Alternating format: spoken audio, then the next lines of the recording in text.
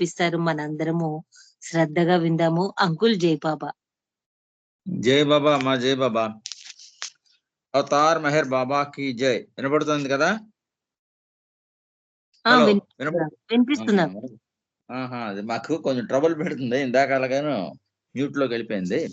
Avatar Meher బాబాకి జై. బాబా మండలి సభ్యుల్లో మనందరికీ ఆదికే రాణి గారు తెలుసు. ఆ ఆదికే రాణి తల్లి గుల్మాయి గారి గురించి కొంచెం చాలా ఇంపార్టెంట్ విషయం. ఆవిడ చాలా ఆవిడ ఏమన్నారంటే నా ఆధ్యాత్మిక మాత అని కూడా బాబా సంబోధించారు. బాబా ఆ విధంగా సంబోధించి ఆవిడ ఎంత ఈ ఉన్నతమైన ఆత్మ అన్న తెలియడానికి అనేక నిదర్శనాలు ఉన్నాయి. బాబా ఆవిడ గురించి మనం కొంచెం తెలుసుకుందాం. ఆవిడ చిన్నతనం నుంచి చాలా ఇబ్బందులు కష్టాలు పడే జీవితం సాగించింది. ఆవిడికి మ్యారేజ్ కూడా చిన్న వయసులోనే మ్యారేజ్ కూడా చేశారు. ఆమె భర్త పేరు మనకి తెలుసు కదా, కైకుస్రు అంటాము ఆయన భర్త. ఆయనకి కొడుకు మరి ఆదికే ఇరాన్ ఆయన అబ్బాయిను.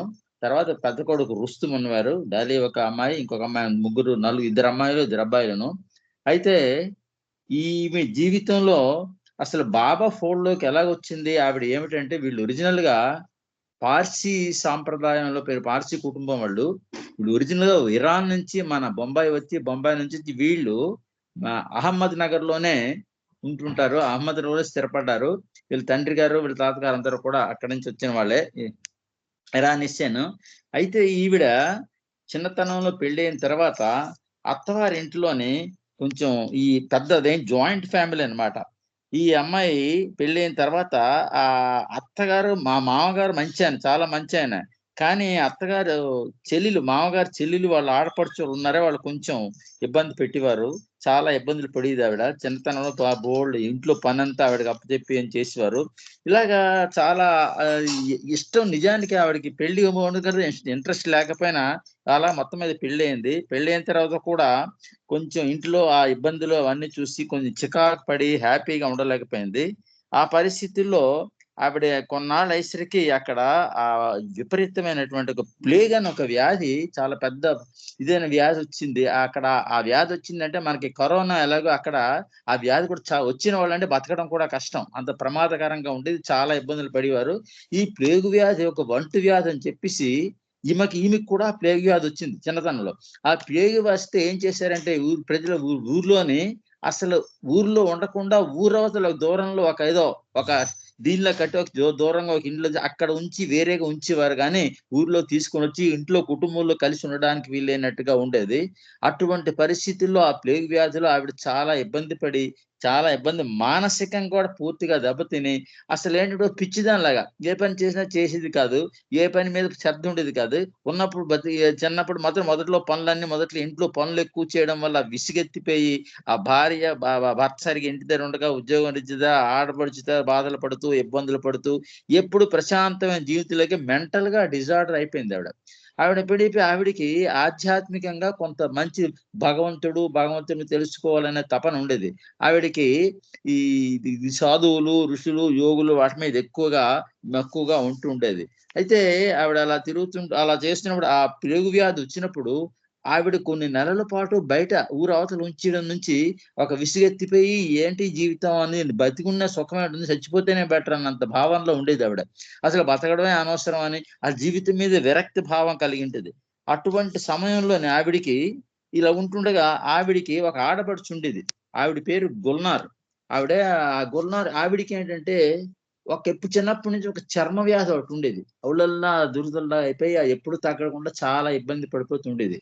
వీళ్ళు ఏంటంటే వీళ్ళకి అప్పుడు పార్సీలకి ఏదో ఒక సాధువో యోగో ఋషో ఎవడో ఒక గురువుని పట్టుకొని ఆ గురువు దగ్గరికి వెళ్ళి అతనైతే మాకు సద్గురువు లాగా అనుకొని వాళ్ళ దగ్గరికి వెళ్ళి మందులు కానీ వేసి అందరికో మందులు వాడినప్పటికీ కూడా వీళ్ళ మీద ఎక్కువ నమ్మకం ఉండేది. ఆ నమ్మకంతో ఆ గుల్నార్ అన్నావిడ అని తిరిగి ఎక్కడికి వెళ్ళినా బాగుపడలేదు, ఎంత డాక్టర్కి వెళ్ళినా బాగుపడలేదు. అక్కడ ఒక సద్గురువు కాదు ఆయనకి, అతను ఏంటంటే ఒక సద్గురు కాకపోయినా ఒక యోగి ఋషి లాంటివాడు అనమాట. అతను ఏంటంటే బాపు సాహెబ్ అనేవారు. ఆయన చాలా ఉన్నతమైన ఆత్మ. ఆయన దగ్గరికి వీళ్ళందరూ వెళ్తుండేవారు. ఎవరు ఈ గుల్నార్ అన్నావిడ, ఫిరోజా వాళ్ళ తల్లి. ఫిరోజ్ అంటే వాళ్ళ అక్క చెల్లి అనమాట. మన తర్వాత గొల్లుమాయి వీళ్ళందరూ కలిసి అక్కడ అతను బాపు సాహెబ్ కొన్నాళ్ళు ఉండేవాడు. తర్వాత చనిపోయిన తర్వాత అక్కడే సమాధి చేశారు. ఆ సమాధి దర్శనానికి వెళ్తే వీళ్ళు తగ్గుతుందని అక్కడికి వెళ్తుండేవారు. అప్పటికి వెళ్తున్నప్పుడు కొంతమంది ఎవరంటే ఆయనకి బాబా పెంతండ్రి కొడుకు, అతను మాసాజీ, మన పెంతండ్రి మాసాజీ తల్లి పెంతల్లి భర్త మాసాజీ అని ఉండేవాడు. ఆ మాసాజీ బాబా దగ్గర, బాబా యొక్క అప్పటికి బాబా కూడా ఆధ్యాత్మికం నుంచి ఉపాసని మహారాజ్ దగ్గర ఉంటూ ఉపాసన ట్రైనింగ్ శిక్షణ పొందిన 7 సంవత్సరాలు ఉన్నారు కదా. ఆ టైంలో ఉపాసన మహారాజ్ దగ్గర ఉంటుండేవారు. ఆ సమయంలో ఈ మాసాజీ ఏం చేశాడంటే ఆ బొంబాయి నుంచి తిన్నగా అహ్మద్ నగర్ వచ్చేసి, అహ్మద్ నగర్ లో మన ఈ కైకుస్రు దగ్గర జాబ్ లో ఒక ఉద్యోగంలో చేరాడంటే అప్పుడు బాబా గురించి వీళ్ళందరికీ చెప్పాడు. మాసాజీ ఏంటంటే ఇలాగా మెహర్ బాబా ఉన్నాడు, మా ఇతను చాలా ఆధ్యాత్మిక మతం ఉపాసన మహారాజు అవుతున్నాడు. ఆ ఉపాసన చాలా గొప్ప సద్గురువు, ఆయన సామాన్యుడు కదా. ఆయన దగ్గరికి వెళ్తే ఏ విధమైన రోగాలైనా నయమవుతాయి, మనకి ఇబ్బందులన్నీ ఉండవు అని చెప్పి, ఈ గుల్మాయిని కూడా అంటే ఆదిత్యనారాయణ తెలియని గుల్మాయి కూడా ఈవిడికి మెంటల్ గా సరిగ్గా బాగోలేదు, ఇంట్లో సరిగా ఉండలేకపోతుంది కదా, ఆవిడని తీసుకెళ్దాం. అలా విధంగా ఈ గుల్మాయితో పాటు ఈ గుల్నార్ను కూడా తీసుకుని వెళ్దాం, మనందరం కలిసి వెళ్దాం అని చెప్పి వెళ్ళండి చాలా మంచిదని మాసాజీ ప్రపోజ్ చేశాడు. అయితే మాసాజీ చెప్పిన మాటలు విని వీళ్ళందరూ కూడా నిజమే అక్కడికి వెళ్తే తగ్గుతుందేమో అని చెప్పేసి ఈ గుల్నార్ భర్త కైకుస్రు, అతని పేరు కూడా కైకుస్రియే, ఆ పెద్ద కైకుస్రు అంటారు అతన్ని. ఆ గుల్నార్ భర్త కైకుస్రు గుల్నార్ను తీసుకొని వీళ్ళందరూ కలిసి బాబా దగ్గరికి వెళ్దాం, ఉపాసని మహారాజ్ దగ్గరికి వెళ్దాం అని చెప్పి బయలుదేరుతారు. వీళ్ళు బయలుదేరి ముగ్గురు వెళ్తారు. బాబా దగ్గరికి కలిసి ఆ రోజు బాబా దర్శనం చేసుకోవడానికి వెళ్తే అదేంటంటే అక్కడ రైల్వే స్టేషన్ చిట్టగాంగ్ అని విలేజ్, ఇప్పుడు అహ్మద్ నగర్ నుంచి ట్రైన్ లోనే చిట్టగాంగ్ అని ప్రదేశం ఉంది. అక్కడికి వెళ్ళి చిటాలి అనే స్టేషన్ అనమాట. ఆ చిటాలి స్టేషన్ దిగితే అక్కడ నుంచి సాకోరి వెళ్ళడానికి ఏవో ఆటోలు టాంగాలు ఉండి ఆ టాంగాల్లో వెళ్తుండేవారు. ఆ విధంగా ఉదయాన్నే బయలుదేరి అక్కడ అహ్మద్ నగర్ నుంచి వీళ్ళు ముగ్గురు అక్కడికి వెళ్ళి ట్రీట్మెంట్ తీసుకుందాం, భగవంతుడు అన్నారు కదా, ఆయన ఏమిటో చూద్దాం అని వెళ్తారు.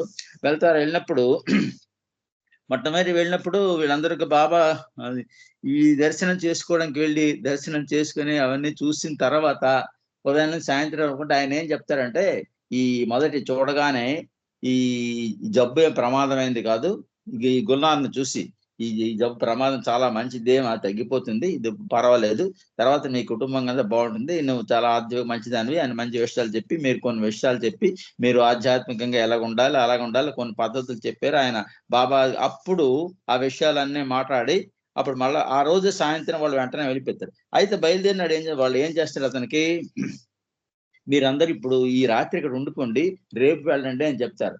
కానీ వీళ్ళేంటి, ఇంట్లో పెద్ద కుటుంబం అది, ఈ తండ్రికి భర్త వీళ్ళెవరు చెప్పకుండా బయలుదేరితే వాళ్ళు సాయంత్రంకి వెళ్ళకపోతే వీళ్ళు ఒప్పుకోరు. వీళ్ళేంటంటే పార్సీలు, అతనికి ఉపాసని మహారాజ్ హిందూ సద్గురు, హిందువుల దగ్గరికి మనం వెళ్ళడం ఏంటి, మనకి మతి లేదా, ఎవరికి ఇష్టం లేదు. సుపాసిని మహారాజ్ అంటే హిందువు, మనం పార్సీలమి, మన జొరాష్ట్ర ఉన్నాడు, జొరాష్ట్ర మానేసి వీళ్ళందరూ ఏంటి, నీకేం బుద్ధి లేదని ఎవ్వరు అంగీకరించలేదు. అయినా వాళ్ళు ఇష్టం లేకపోయినా బలవంతం ఈ మాట విని, మన మాసాజీ చెప్పిన మాటలు విని వాళ్ళు వెళ్ళారు. వెళ్తే అక్కడికి వెళ్ళేసరికి సాయంత్రం బాబా దర్శనం చేసుకుని బాబాతో అన్ని విషయాలు మాట్లాడి చెప్పి ఇవన్నీ అంతా చెప్పాడు. మీరు ఈ రాత్రి వెళ్ళకండి, వేళ నుండి రేపు వెళ్ళండి అన్నాడు ఆయన. రేపు వెళ్ళండి అంటే, లేదు బాబా మా పరిస్థితి ఇది, తప్పకుండా వెళ్ళిపోతుంది, ఎంత చెప్పినా విన్నారు కదా. అయితే మీ ఇష్టం అని తెలిపండి నుంచి ఆఖరికి ఏం చెప్పి వెళ్తున్నారు కదా అని చెప్పి, ఎందుకు అని ఆ ఇంట్లోనే మా ఆవిడ ఇవిడు ఉండేవారు, ఆ వంట చేసిన ఆవిడ ఏం చేశారంటే కొంచెం రొట్టెలు కొద్ది ప్రసాదం గట్రా ఇచ్చి, మీరు తీసుకెళ్ళాలండి తోవలోకి, మాకెందుకు రాత్రి ఇంటికి వెళ్ళిపోతాం అని అన్నా. కానీ ఒప్పుకోలే, బాబాయ్ పట్టుకెళ్ళండి, నేను ఆర్డర్ ఇస్తున్నానని చెప్పారు. తీరా బయలుదేరి ఇక్కడి నుంచి ఆ చిటాలి స్టేషన్కి వెళ్ళి లోపల మధ్యలో ఒక పెద్ద ఏరు ఉందట. ఆ ఏరు దాటి వెళ్ళేసి ఈ లోపల ఏంటంటే సాయంత్రం సడన్ గా వర్షం విపరీతం పడిపోయి ఆ ఏరు పొంగిపోయి ఈ ఊరి రైల్వే స్టేషన్కి వెళ్ళడమే కష్టం అయిపోయింది. ఆ రైల్వే స్టేషన్కి వెళ్ళడానికే వీలు వెళ్ళిపోయింది. ఆ పరిస్థితిలో ఏం చేస్తారో ఏరు పెద్దది, ఆ రోజుల్లో ఏంటి మరి ఇంకే మార్గం లేదు, ఏరు మీద ఆగిపోవాల్సిందే. ఆ విపరీతంగా ఏరు పోతుండ ఆ ఏరు దగ్గర ఉండిపోయి వీళ్ళ ఒడ్డుని, ఆ ఏరులో ఒక గాడిదలు కట్టుకుని పశువులు సాలాడేది ఏదంటే ఆ సాల్లో రాత్రి అలా పడుకున్నారు. ఆ రాత్రి ఉండి తెల్లారి బయలుదేరి అప్పుడు అనుకున్నారు, మేము రాత్రి ఉండిపోమని చెప్పారైనా మనం విన్నాం కాదు, ఉపాసన మాట వినుంటే బాగుండేది.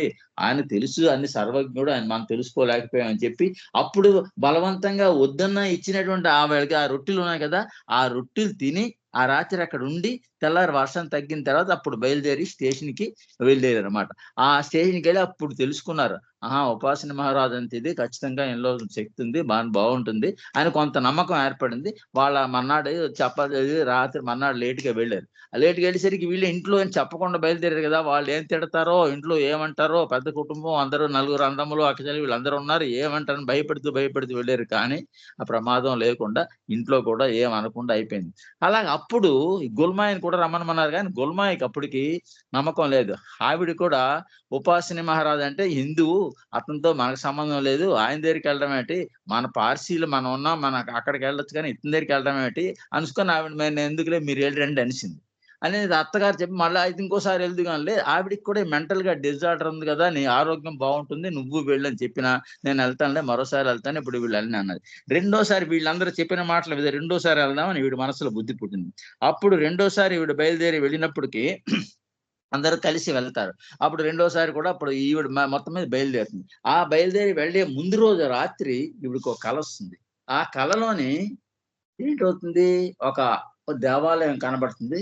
ఆ దేవాలయం దగ్గర ఒక పూజారిలాగా కొంచెం ఒక చిన్న డ్రాయర్ లాంటిది ఒక చిన్న పంచె కట్టుకొని ఒక పురోహితుడిలాటాయననమాట. ఆ పూజారిలాటాయన కనబడతాడు. కనబడి ఇలా చూపించి, "నువ్వు ఇటు చూడు" అది అని చెప్పేసి ఒక పెద్ద వెండి తెరలా కనబడుతుంది. ఆ తెర మీద ఇగో చూడు, ఇవన్నీ చూడు, ఇవన్నీ చూడు అని చూపిస్తాడు. అది చూస్తే అక్కడ ఏంటి కనబడుతుంది, ఈవిడికి హిందూ దేవతలు సరస్వతీ దేవి, లక్ష్మీదేవి, పార్వతీదేవి, తర్వాత ఈశ్వరుడు, వెంకటరమణ ఈ దేవతలు హిందూ దేవతలు అవన్నీ ఆవిడకి చూసి ఇదేమిటి ఇవందరూ నేను పార్సీదాన్ని వీళ్ళు హిందూ ఎప్పుడో చూసినట్టు జ్ఞాపకం వాళ్ళకి తెలీదు. వీళ్ళు హిందూ దేవతలు చూడడానికి చాలా అట్రాక్టివ్‌గా, ఆకర్షణీయంగా, అందంగా కనబడి ఒక విధమైనటువంటి గొప్పవాళ్ళు అనేటువంటి భావన, ఒక ఆధ్యాత్మిక మంచి వ్యక్తులు, ఉన్నతమైన అనేటువంటి భావన ఆవిడ కలలో ఆవిడకి కలుగుతుంది. ఆ కలంతా ఒక నిమిషం కాదు అలా తెల్లవారులా కలొస్తున్నట్టే ఉంటుంది. తెల్లారి లేచి ఏమిటి తెల్లారి లేచేసరికి ఆ కళ అలా మరిచిపోలేకపోతుందది. నాకేమిటి ఇలా కల రావడం ఏంటి? నేనెప్పుడు వాళ్ళని చూడలేదు. ఆ దేవతల పేర్లు వినడమే గాని నాకు తెలీదు. అసలెప్పుడు ఏమిటని చెప్పేసి ఆవిడ అనుకుని అప్పుడు ఉపాసిని మహారాజ్ హిందువు ఆయన ఏం చేసాడేమో అని చిన్న అనుమానం వచ్చి, అప్పుడు ఎలాగైనా ఒకసారి ఉపాసిని మహారాజ్ దర్శనం చేసుకుందాం. ఈవిడికేం చెప్తారు నీకు తగ్గుతుంది, నీ జగ్గిపోతుంది, కాళ్ళు నొప్పి అన్నారు కదా! నాకు కూడా తగ్గుతుందేమో అని చెప్పి అప్పుడు రెండోసారి వాళ్ళ అక్క చెల్లెలు, బావ వాళ్ళ వాళ్ళ కుటుంబంతో పాటు ఈవిడ బయలుదేరి వెళ్తుంది రెండోసారి. రెండోసారి ఎళ్ళినప్పుడు మొదటిసారి ఎళ్తుంది. అంతకుముందు వాళ్ళెళ్లారు గానీ అప్పుడు ఈవిడ ఎళ్ళలేదు. వెళ్ళినప్పుడు అప్పుడు సాకోరి వెళ్ళేసరికి అప్పుడు తీరా వాళ్ళిద్దరు ట్రైన్ దిగి అక్కడికెళ్ళేసరికి అప్పుడు చూసి అప్పుడు అతనితో వెళ్ళినప్పుడు అప్పుడేంటంటే మొదట బాబా అప్పుడక్కడుంటారు. మేర్వాన్ అంటారప్పుడు. మార్వాన్ అంటే అక్కడేంటంటే చిన్న ఒక గుడిసెలు అప్పుడేమి లేవు. ఉపాసని మహారాజు ఆశ్రమం సాకోరిలో చిన్న ఒక ఉపాసని మహారాజు ఉండడానికి ఒక చిన్న హట్ లాగుంది. చిన్న దేవాలయం ఒకటుంది. ఒక చెట్టు నీడని వీళ్ళందరూ నిలబడుతున్నారు. అది వీళ్ళెళ్ళేసరికి ఆ చెట్టు దగ్గర సదాశివ్ పటేలు, మెహర్ బాబా వీళ్ళిద్దరూ మాట్లాడుకుంటూ చెట్టు కింద కనబడ్డారు. బాబా దర్శనం చేసుకుందాం అని బయట నిలబడ్డారు. వీళ్ళు నలుగురు వచ్చారు. ట్రైన్ దిగి వచ్చి చూసేసరికి అప్పుడు ఈయన చెప్తాడు. మాసాజు చెప్తాడు. ఇది మెహర్ బాబా తెలుసు కదా! ఈయనేను అని ఇవన్నీ పరిచయం చేస్తే అప్పుడు మెహర్ బాబా ఇత్తనాలు వీళ్ళు దర్శనం కోసం వెళ్తే వీళ్ళు బయట నిలబడతారు. అప్పుడు బాబాని వీళ్ళు మొట్టమొదటిసారిగా ఆవిడ బాబాని చూసింది. చిన్నవాడు మెహర్వాన్. మెహర్వాన్ చూసి మంచి ఆత్మ గొప్పగా కనపడుతున్నాడు. చూడడానికి ఎంత చాలా బాగున్నాడు. ఎంత అందగాడు అని అనుకుంటుంది. అనుకోని ఉపాసన మహారాజ్ దగ్గరికెళ్తుంది. ఉపాసన మహారాజ్ పిలుస్తాడు వీళ్ళని. వీళ్ళు ముందు విపాసన పిలిచినప్పుడు వీళ్ళనే పిలుస్తాడు. ముందు లోపలికెళ్తారు. అప్పుడు లోపలికెళ్ళగానే "నువ్వు ఎవరు" అంటే చెప్తుంది ఫలానా ఫలాని. "నువ్వు నాకు ఇవాళ కాదు ఎప్పటినుంచో నీకు నాకు పరిచయం ఉంది. నువ్వు సామాన్యురాలివి కాదు. నువ్వు చాలా ఉన్నతమైనటువంటి ఆత్మవి. నీకు భవిష్యత్తులో చాలా గొప్ప ఫ్యూచర్ ఉంది. నువ్వు ఒక పెద్ద ఉన్నత స్థితికెళ్ళిపోతావు ఆధ్యాత్మికంగా" అని చాలా ఉన్నతంగా ఆవిడ చెప్పి, "నీ అంత ఆత్మ మరొకటి లేదు" అని చాలా బాగా చెప్తాడు. "నువ్వు నీకు నాకు కొన్ని జన్మలతో సంబంధం కొన్ని జన్మల నుంచే నీకు నాకు సంబంధం ఉంది. నువ్వు ఇలా చేసావు అలా అని అన్ని విషయాలన్నీ చెప్తాడు. దాంతోటి ఈవిడికి ఉపాసని మహారాజుని చూడగానే ఒక విధమైనటువంటి నా జొరాస్ట్రియయితను. నేను తప్పు భావన పడ్డాను. నేను హిందువులాగా కనపడ్డారంటే ఈయన తాలూకా ఇదే. ఈయన వల్లే మనకిదే అయింది. అంచేత నా గురించి చెప్పారు అనేసరికి ఈవిడికి చాలా ఆశ్చర్యపోయి బాబాకి పూర్తిగా అప్పుడు అంకితం. బాబా, నేను నీ దగ్గర ఉండిపోతాను. పూర్తిగా శాశ్వతంగా ఉండిపోతాను. నాకు ఇల్లు, సంసారం, జీవితం, ఆస్తి, సంపద నాకేం అక్కర్లేదు. నీ దగ్గరే ఉండిపోయి నాకు కావాల్సింది భగవత్ సాక్షాత్కారం, భగవద్ దర్శనం కావాలి. నువ్వు నాకు ప్రసాదించగలిగితే నీతో ఉండిపోతాను అని చెప్తుంది. ఇప్పుడు సమయం కాదు. నువ్వు వెళ్ళి నీ బాధ్యతలున్నాయి. అప్పుడు చెప్తాడనమాట. సంసార జీవితంలో బాధ్యతలు నిర్వర్తించుకోవాల్సినటువంటి బాధ్యత ఉన్నప్పటికీ కూడా ఆధ్యాత్మికంగా నువ్వు ముందుకు వస్తానంటున్నావు. కానీ రిటైర్ అయిపోయి ఉద్యోగం బాధ్యతలన్నీ తీరిపోయి పిల్లలు పెళ్ళిళ్ళు అయిపోయి ఇంట్లో బాధ్యతలు లేని వాళ్ళు వచ్చారంటే వాళ్ళకి చదువు ఉంది, రీజన్ ఉంది, వాళ్ళకి అవకాశం ఉంటుంది, వాళ్ళు రావడానికి అవకాశం ఉంటుంది. కానీ నీకు అవకాశం లేకపోయినా ఇంటిలో పరిస్థితుల్లో వస్తావు కాబట్టి నువ్వు చాలా గొప్ప ఆత్మవి, నీకు మంచి అవకాశం ఉందని అప్పుడు చెప్తాడు ఆవిడకి. ఆ మాటలు విని ఆవిడ చాలా సంతోషించి, అయితే మరి ఏం చేయమంటారంటే, నేను వస్తా మళ్ళీ వద్దుగానిలే, లేదా మరొకసారి రావచ్చా, నీకు ఎప్పుడైనా రావచ్చు, నువ్వు ఎప్పుడు వచ్చినా నీకు అభ్యంతరం లేదు, నువ్వు యూఆర్ ఆల్వేజ్ వెల్కమ్ అని ఉపాసిని మహారాజ్ చెప్తాడు. అక్కడి నుంచి వెళ్ళడానికి ఇష్టం లేకపోయినా అది తప్పనిసరిగా వెళ్తుంది. వెళ్ళి మళ్ళా ఒక వారం 10 రోజులు అవగానే మళ్ళా వచ్చేయడానికి చూసేసరికి ఇంట్లో వాళ్ళెవ్వరూ ఈవిడ వెళ్ళడానికి ఇష్టపడడం లేదు. నువ్వు ఒక్కదాని అప్పుడు ఏంటంటే పార్సిల్ ఒక్కరిని వెళ్తే ఒప్పుకోరు ఆడవాళ్ళని. అంచేత అప్పుడేం చేసాడు, అప్పుడు ఆదికే ఇరానీ అక్కడ పంచగనిలో చదువుకుంటే సెలవులు ఇస్తే ఇంటికొచ్చాడు కొడుకు. ఆ కొడుకు రావడంతో కొడుకుని పిలిచి, "అరే ఇలాగ నేను ఉపాసిని మహారాజు దగ్గరికి సాకోరు వెళ్తున్నాను. నువ్వు నాకు సాయం రారా" అంటుంది. అతనికి కూడా ఉపాసిని మహారాజు, "ఇప్పుడేమిటి హిందూ గురువులు పట్టుకుంటావేంటి నువ్వు? నీకేమి లేదా, లేదు. నువ్వు రా ఎలాగైనా ఒకసారి నన్ను దించేసి నువ్వు వెళ్ళిపో. నీకేం ఇది లేదని" చెప్తుంది. అలాగని చెప్పేసరికి మొత్తం మీద ఆ మాట కాదనలేక భర్త దగ్గర భర్త మంచివాడు, వ్యక్తిగతంగా మంచివాడు. ఆయనకి ఇది లేకపోయినా భర్త ఒప్పుకున్నాడు. ఇద్దరు కలిసి బయలుదేరి వస్తారు. మళ్ళా రెండోసారి వస్తారు. రెండోసారి అతను, ఆదికే ఇరానీ వీళ్ళిద్దరూ కలిసి తల్లి ఇద్దరు వస్తారు. వచ్చి ఆ రోజు ఇలాగే పరిస్థితి వస్తుంది. ఉదయం ట్రైన్ బయలుదేరేసరికి అక్కడ దిగి అక్కడ టాంగా ఎక్కాలి. టాంగా ఎక్కేసరికి 12, 1 గంట అయిపోతుంది. ఆ టైం గడిచికి అక్కడ భజనలు, సంకీర్తనలు అవుతున్నాయి. ఆ సంకీర్తన అవుతుంటే పాల్గొన్నారు. అప్పుడు బాబా కూడా అప్పుడున్నారు.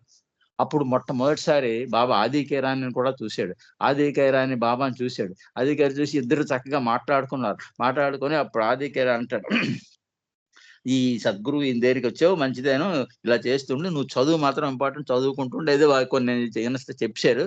ఆ తర్వాత ఉపాసన మహారాజు కూడా ఆదికే ఇరానీని చూసి చాలా సంతోషించి, "నీకు మంచి ఇది ఉంది. నువ్వు నా దగ్గరికి వచ్చగలవా?" అంటే, "నేను ఇలా చదువుకుంటున్నాను బాబా. నా ఇలా పరిస్థితి ఉంది. నేను చదువుతున్నాను. నీ చదువు అయిపోతుంది. అన్నీ బాగుంటాయి" అని ఆదికే ఇరానీకి చెప్పి, "నీకు వీలైనప్పుడు వస్తుండు. నాకు ఉత్తరాలు రాస్తుండు నువ్వు తరచును" అని ఆదికే ఇరానీతో చెప్తారు. అలాగే ఉత్తరాలు రాస్తా అని చెప్పి, ఆ విధంగా ఉత్తరాలు రాయడం, చదువుతుండడం చేయమంటుంటాడు. ఈ లోపల ఆ రోజు ఏమవుతుంది, ఆ రోజు సాయంత్రం, ఆ రాత్రి వీళ్ళేం చేస్తారంటే, ఒక రోజు ఉండాలనే నిర్ణయం, 2 రోజులు, 4 రోజులు ఉండాలనుకుని బయలుదేరి వంట సామానులు, బట్టలు అన్నీ పట్టుకొని కూడా వీళ్ళొస్తారు. పట్టుకొని వచ్చేసరికి ఆ సామాన్లు పట్టుకొని వచ్చి టాంగాలో దిగేసరికి ఆ రోజు అప్పుడు ఎక్కడ ఉండడం రాత్రి అంటే ఒక చెట్టు కింద ఉన్నారు. ఇక్కడ ఏమి ఆశ్రమం ఉండడానికి ఏమి లేదంటే, "మీరు ఎక్కడ చెట్టు ఉండడానికా నాకు అభ్యంతరం లేదు. ఎక్కడైనా ఉండిపోతాను బాబా. నేను మీ దగ్గర ఉండడమే నాకు కావాలి. నేను అక్కడ ఉన్న ప్రశాంతత నాకు చాలు" అని ఆవిడ చెప్తుంది. ఆ కొడుకు కూడా ఆ రోజు నేను దించేసి వెళ్ళిపోతానంటే, కాదు, ఆ రోజు వాడు ఉండవలసి ఆ రోజు ఏం చేస్తాడు, మొదటి రోజు దించేసి వెళ్ళిపోమన్నారు కదా! దించేసి వెళ్ళిపోతాడు. కానీ దాంతో పాటు ఒక పని మనిషిని కూడా, వంట మనిషిని తీసుకొచ్చింది ఆవిడ. వాళ్ళ ఇంట్లో పని వాళ్ళు ఎక్కువ ఉంటారు కదా! ఆ వంట మనిషి కూడా వచ్చి, వీళ్ళిద్దరూ కూడా వచ్చి ఈ రాత్రి ఉండిపోవడానికి, వీడెళ్ళిపోతాడు. వీళ్ళిద్దరూ ఉండవలసొస్తుంది. ఆ ఇద్దరు ఉండవలసుంటే ఎక్కడ ఉండాలంటే, అక్కడ చిన్న ఒక పాడుపడిపోయిన ఒక పాకలాంటిదుంటుంది. అందులోని ఒక హరిజన స్త్రీ ఎవరో ఉంటున్నారట. అందులో ఉండమని చెప్తాడు బాబా. ఏంటి ఇది అనుకుంటుంది గానీ, ఆవిడకి ఏంటి, ఈయనతో ఉండడమే చాలా ప్రధానం. సద్గురు సమక్షంలో ఉంటే చాలు అన్న తృప్తితోటి ఎక్కడైనా ఉండిపోవడానికి సిద్ధం. ఆ చెట్టు కిందైనా పడుకొని పోతాను పర్వాలేదన్నారు. అప్పుడు ఆఖరికి ఆరెళ్ళి ఆ పాక చూపిస్తారు. అది ఎలాగుందో లోపల గడ్డి, చెత్త, చెదారం, అసలు ఇదేం లేదు. గచ్చులు గట్రా ఏమి లేకుండా ఆ గడ్డేదో పరిచేసి, ఆ గడ్డి మీద మెల్లిగా ఎలాగోలా ఈవిడేం చేస్తుందో, పని మనిషి వచ్చింది కదా! ఆ సర్వె ఆదో చాప ఆ గడ్డి పరిచి, గడ్డి మీద బొంతేసి, అవన్నీ సామాన్లు తెచ్చిపెట్టి, అవన్నీ చేసి పడుకుందుకు ఏర్పడింది. అయితే ఆ రాత్రి విపరీతమైన వర్షం పడిపోయింది. ఆ వర్షం పడిపోవడంతోటి మొత్తం అదంతా కారిపోయింది. ఆ కారిపోవడం కాదు, బయటలోంచి నీరు లోపలికొచ్చింది ఇంట్లోకి. మొత్తం ఇంటంతా నీరే, అక్కడ చూసినా నీరే, ఏం చేయడం బోధపడేది. అప్పుడు ఏం చేస్తే ఆ నీటిలోని మొత్తం వర్షంలో తడిసిపోతుంటే మెల్లిగా ఎలాగోలా చేసి ఆ రాత్రల్లా ఆ వర్షంలోనే గొడుగు పట్టుకొని, ఇది పట్టుకొని, అది పట్టుకొని ఆ ఒడ్డున ఎక్కడో చెట్టు దీని కింద కూర్చొని ఆ నీరు లేని చోట ఉండి అలా తెల్లవార్లు నిద్ర లేకుండా గడిపి ఆ తెల్లవారుజామున ఎప్పుడో ఒక అరగంట, గంట ఆ నీరు తగ్గి వర్షం తగ్గాక అలా చేరబడ్డారట. చేరబడి తెల్లారి 4 గంటలకు లేచిపోయారు. లేచిపోయి చూసేసరికి తెల్లారి లేచేసరికి ఈ మళ్ళా స్నానం అంటే బాబా ఆవిడకి ఇది ఇంట్రెస్ట్ ముఖ్యం ఇది కదా! కబకబా తెచ్చి 4, 5 గంటలయ్యేసరికి బాబా దగ్గరికెళ్ళిపోయింది. బాబా దగ్గరికి తయారైపోయి వెళ్ళిపోయింది. ఇంత వర్షం, ఇంత చలిలోనే కూడా. తీరా చూసి బాబా చూసాడు. చూసి "బాబా ఎలాగున్నావు? రాత్రి ఎలాగున్నావు?" అంటే, "బాబా ఇలా నేను వర్షంలో రాత్రల్లా తడిసిపోయాను. తెల్లవార్లు నాకు నిద్ర లేదు" అని అంటాడు. తీరా చూస్తే ఆ లోపల బాబా నెల్లు పొడిగా ఉంది. తడి లేదు. వర్షం పడినట్టు ఏమీ లేదు. చూస్తే ఆ తేగు ఏం లేదు. ఏంటి ఇలాగంటున్నారు బాబా? బాబా ఇక్కడే వర్షం లేదు. ఏమీ లేదు. మరి మేము తడిసిపోయి ఉంటే మాకు నీరు లోపలికొచ్చింది. శుభ్రం కారిపోతున్నది అని చెప్పింది కదా! అయితే ఇక్కడేమి నీరు లేదు. పొడిగానే బానే ఉంది కదా! అని అంటాడు. అప్పుడు బాబా చెప్తాడట. నా ప్రేమికుడు బాధపడి వర్షంలో తడిస్తుంటే నేనెలా హాయిగా ఉండగలను? నేను పొడిగా ఉన్నదనుకుంటున్నావు గానీ, నా మనసంతా ఆ వర్షంలో తడిసిన మీ గురించే నేను తెల్లవార్లు ఆలోచిస్తూ పడుకుండిపోయాను. అని ఆ బాబా చెప్పగానే ఉపాసిని మహారాజు చెప్పగానే చాలా ఆశ్చర్యపోయి, ఆహా! ప్రేమికుడంటే ఇంత ప్రేముంటుందా? అనేసి ఆవిడకు హృదయం తెలిపి అప్పుడు బాబా పూర్తిగా అంకితం అయిపోయి, మర్నాడు నుంచి మర్నాడు ఉదయం ఏంటైంది మళ్ళా ప్రయాణమే వెళ్ళవలసొచ్చింది. మర్నాడు ఆ రోజు చూసుకొని వెళ్ళిపోతుంది. రెండోసారి వెళ్ళిపోతుంది. అప్పుడు ఇంటికెళ్ళేసరికి తోవలో కూడా వర్షం పడిపోతుంది. వర్షంలో తోవన పడి శుభ్రంగా ఇంటికెళ్ళి లోపల మళ్ళా ముద్దబై వర్షం అయిపోయి దానికున్న బట్టలు ఆవిడ కట్టుకున్న చీర కూడా ఆ రంగు వెలిసిపోయి ఎర్ర రంగొచ్చేసి ఇంటికెళ్ళగానే "ఇదేంట్రా బాబు ఇలా తయారయ్యావు? నీకు పిచ్చి గట్ర ఉందా? ఏం సాధువు దగ్గరికెళ్ళావు? ఆ దేవుడు ఏం చేసావు? ఆ సాధువు హిందూ సాధువు నీకేం చేశాడు?" అని ఇంట్లో ఎన్ని మాట్లాడినారు. ఎవడేమన్నా సరే ఆవిడ ఒక స్థిరంకొచ్చింది. నేను నా జీవితం ఈయనతోటే అనేటువంటి భావనకొచ్చింది. ఆ రెండోసారి అయితే మళ్ళా 15 రోజుల తర్వాత మళ్ళా బయలుదేరి వెళ్దాం అని అనుకుంది. అప్పుడు అంటాడు. బాబా నీ దగ్గర ఉండిపోతానంటే, "ఏమమ్మా నువ్వా ఆర్థికంగా ఉన్నదానివి. నాకా ఏమీ లేదు. నేను కిందనైనా పడుకుంటాను. నాకు చలి, వాన, వర్షం అన్నీ ఉంటాయి. మీరు సుఖంగా పెరిగిన వాళ్ళు. ఒక సుఖం కుటుంబంలో ఉన్నవాళ్ళు. మీకు పడుకుందుకు ఉండదు. తినడానికి ఉండదు. ఇక్కడ చలి తట్టుకోవాలి. వర్షం నిన్న బాధపడ్డావు. అలాగే ఎన్నో బాధలుంటాయి. ఇక్కడ నువ్వు ఉండలేవు. అంచేత నువ్వు వస్తానని ఆలోచించకు. అప్పుడప్పుడు ఏదో వస్తుంది కానీ నువ్వు వచ్చినా ఇక్కడ ఉండాలనే ఆలోచన మనసులో పెట్టుకోకు. దీనివల్ల చాలా అప్పుడు అంటుందనమాట. బావా నాకు ఈ ఆస్తులు, సంపదలు, సుఖాలు, భోగాలు కన్నా నేను మొన్న వర్షంలో తడిసిపోయినా సరే ఇదే ఆనందంగా ఉంది నాకు. నేను ఆ ఇంట్లో ఏదో ఆనందంగా ఉన్నాననుకోండి అక్కడ నాకేం ప్రశాంతత లేదు. నీ దగ్గర ఉంటే నాకు చాలు. నీ సమక్షంలో నేను ప్రాణం పోయినా నాకు పర్వాలేదు. ప్రాణాలైనా నాకు ఖాతరు లేదు గానీ ఆస్తులు అన్నది నాకు అదుంది. ఈ సుఖాలు కావాలన్న కోరికలే నాకు లేవు అని ఆ గుల్మాయి చెప్తుంది. ఈయన చెప్పేసరికి బాబా అయితే నీ ఇష్టం మళ్ళీ ఎప్పుడు కావాలంటే అప్పుడు రా అంటాడు. అప్పుడు మళ్ళా 15 రోజులయిన తర్వాత మళ్ళా మూడోసారి అప్పుడు మళ్ళా వంట మనిషిని ఇంకొక ఇద్దరినెవరినో తీసుకొని మొత్తం వచ్చేసి ఒక 12 రోజులు ఉండిపోవడానికి 15 రోజులు ఉండిపోవడానికి సిద్ధపడుతుంది. అన్ని ఏర్పాట్లతో వచ్చేస్తుంది. ఇంట్లో ఎంతమంది చెప్పినా వినిపించుకోదు. భర్తను కూడా వీళ్ళందరూ ఇంట్లో అని కేకలేస్తారు. గంది పెడతారు, గొడవలు పెడతారు, అన్ని తగువులు ఎన్నైనా సరే నాకు జీవితం అంతా ఇదే అన్న స్టేజ్‌కొచ్చేసిందావిడ. ఆ పరిస్థితుల్లో రెండోసారి, మూడోసారి, నాలుగోసారి వచ్చేసి ఆ నాలుగోసారి వచ్చినప్పుడు అన్ని ఫుల్ సామాన్లతోటి వచ్చేసింది. వచ్చి నాకు 3 రోజులు, 4 రోజులు హ్యాపీగా ఆ సమక్షంలో ఉండడం, దర్శనం చేసుకోవడం, సంకీర్తనలో పాల్గొవడం, బాబా అప్పుడున్నారు. బాబాతో ఇదవుతూ ఉండడం, బాబాతో మాట్లాడడం, అప్పుడు మెహర్బాన్ అనేవారు. మెహర్బాన్ అనే విషయం అప్పుడు మెహర్బాన్ చెప్తాడు. "నువ్వు చాలా అదృష్టవంతురాలివి. నువ్వు మెహర్బాన్ ఇది ఉపాసిని మహారాజ్ సామాన్యుడు కాదు. నేను నా గురువైన నాకు ఆధ్యాత్మిక ఇది ఇచ్చాడు. నా జీవిత చరిత్ర నుంచి అతను బాబా కూడా అతను ఎలాగొచ్చాడో, ఉపాసిని మహారాజు అతను రాయి విసరడం అవన్నీ చెప్తాడు ఈవిడికి. కుర్మాయి చెప్తాడు. ఆ తర్వాత 4 రోజులు అవుతున్న తర్వాత ఒకరోజు ఇన్ని 4 రోజులు ఉండిపోవడంతో ఇంటి దగ్గర అహ్మద్ నగర్ వాళ్ళ తండ్రి ఈయన ఈమె భర్త ఏంటంటాడు, "ఏమిటి ఇన్ని రోజులే ఉండిపోయింది, 5 రోజులు అయిపోయింది. జాగ్రత్తగా ఉందా? లేదా? అక్కడ ఏ సదుపాయాలు ఉన్నాయా? లేదా?" అని ఒక ముస్లిం మనిషిని వాళ్ళ పనివాడిని పంపించి, "ఒరేయ్ చూసిరా ఎలాగుందో ఏవిడో ఆవిడకి ఏంటి ఎలాగుందో సదుపాయంగా ఉందా? లేదా? ఆవిడ అసలే ఒంట్లో బాగోలేదు. ఆవిడకెళ్ళింది. కబురు లేదు. ఏం చేద్దాం" అని అప్పుడు ఓ ముస్లిం ఒకడు వస్తాడు, పంపిస్తాడు. అదేంటి దాంతో పాటు బ్రెడ్, జాము, ఏవో క్రీములు అన్ని పంపించి ఆవిడకి ఆవిడ చూసుకొని ఎలాగున్నా చెప్పి రా అని చెప్తాడు. అప్పుడు ఆయన వస్తాడు 3 రోజులు 4 తర్వాత. వచ్చేసరికి వాడు తిన్నగా వచ్చి ఆవిడ రాత్రి అయిపోయింది వాడు వచ్చేసరికి. తిన్నగా వచ్చేసరికి ఈవిడ ఏం చేసి నా భోజనాలు గీజన అయిపోయి ఈవిడ రూమ్కి వచ్చింది, ఈవిడ గదిలోకి. ఈవిడికి వచ్చింది కానీ వాడు ఆ రాత్రి దిగడంతో అక్కడ ఏం చేసాడు, అక్కడ దేవాలయం ఉంది. ఆ దేవాలయం దగ్గరికి వెళ్ళి దేవాలయం కొనుక్కోవడం కలిసి దేవాలయం దగ్గర ఈ చెప్పులు వేసుకొని లోపలికి వెళ్ళిపోతాడు.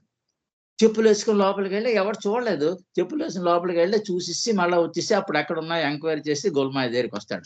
గోల్మాయ దగ్గరికి వచ్చి ఏమంటే ఇలా వచ్చాను, నేను పంపించారు మిమ్మల్ని, ఇలా చేశారు అంటే, అలాగే అయితే ఉండరా, రేపు వెళ్దు కానీ. మరి రాత్రి ఎక్కడికి వెళ్ళిపోతాడు అతను? రాత్రి అక్కడే ఆ పక్కన అక్కడ పడుకోమని చెప్పేసి అక్కడ పడుకొని ఈవిడ చేపలు అవి ఉన్నాయి కదా అక్కడ పడుకొని వీళ్ళిద్దరు అక్కడ ఉండి ఆ రాత్రి తెల్లారి లేచింది. అంతా స్నానం చేసుకొని మళ్ళీ ఆవిడ డ్యూటీ అంటే తెల్లదా 3 గంటలకు రావడం, చన్నీళ్ళు అప్పుడు చేసేది. ఇప్పుడు ఈవిడ ఏ నీళ్ళు పెడుతుంది, ఆ చన్నీళ్ళు స్నానం చేసేయడం, బాబా రెడీ అయ్యేసరికి వీళ్ళు అక్కడే ఉండడం, ఆ చెట్టు కింద కూర్చోడం, ఆయన ఎప్పుడు పిలిస్తే అప్పుడు లోపలికి వెళ్ళడం, ఆయన చెప్పిన సూక్తి మంచి మంచి ఆధ్యాత్మిక విషయాలు చెప్తుండేవాడు ఆయన. ఆ విషయాలంటే వినడం, వీళ్ళందరితో ఆ కన్యలందరూ ఉండేవారు, కన్యలతో అందరితో మాట్లాడుకోవడం అలా జరుగుతుండేది. అయితే ఆ మరుసటి రోజు ఏంటైంది, ఈ మనిషి వచ్చి బాబా వచ్చాడు, ఇలా ఈవిడిని పిల్లి లోపలికి వెళ్ళింది. వచ్చి ఏమండి రాత్రి ఎవరు వచ్చారా అని అడిగాడు. వచ్చారు బాబా, ఇలా మా ఊరు నుంచి మా వారు పంపించారు, ఇలా చూడడానికి వచ్చాడు అన్నాడు. ఎలాగొచ్చాడు, ఎవడొచ్చాడు, వచ్చిన వాడు ఎలాగొచ్చాడు అన్నాడు. మామూలుగా వాడు వచ్చిన వాడు తిన్నగా బాబా ఇది దేవాలయంలోకి చెప్పులు వేసుకుని వెళ్ళాడా అని అడిగాడు ఇతను.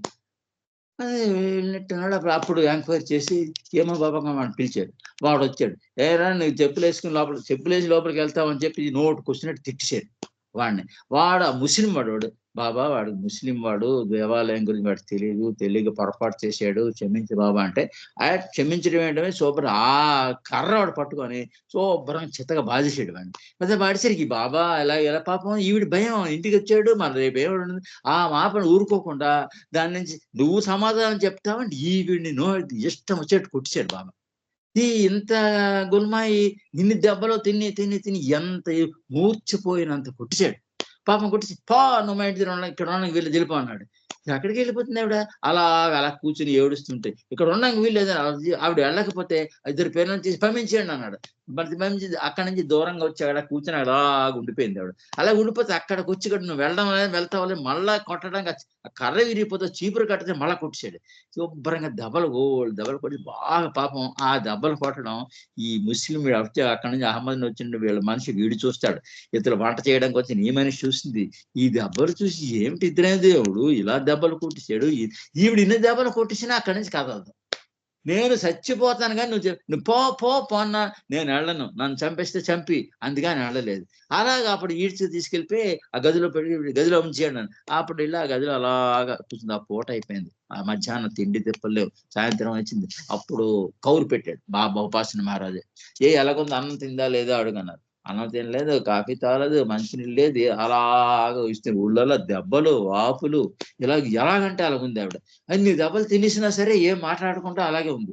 అనేసరికి ఆఖరికి ఆ ఉపాసన మహారాజు చూసిన అక్కడ ఈవిడ ఉంది కదా, ఇంకొక ఆవిడ ఉంది బాబా ఉపాసన మహారాజు దగ్గర, గైమా ఆవిడ పేరేదని, ఆవిడని పిలిచి నువ్వు అసలు సంగతి ఏంటో చూసిరా, మాట ఎలాగున్నారో ఏమిటో అని చెప్పి వెళ్తే ఆవిడ వెళ్ళి నువ్వు కాఫీ ఏదో ఇచ్చిరా అని చెప్తారు.